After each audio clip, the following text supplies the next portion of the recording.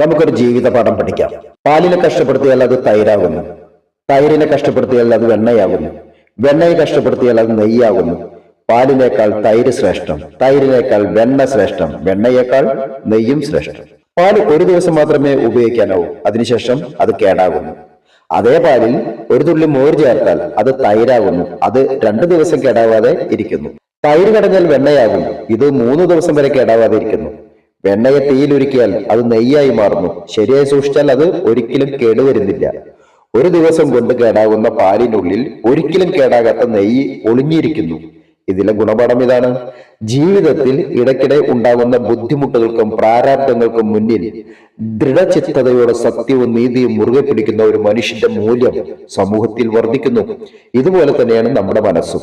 പരിധിയില്ലാത്ത ശക്തികളാൽ അത് നിറഞ്ഞിരിക്കുന്നു.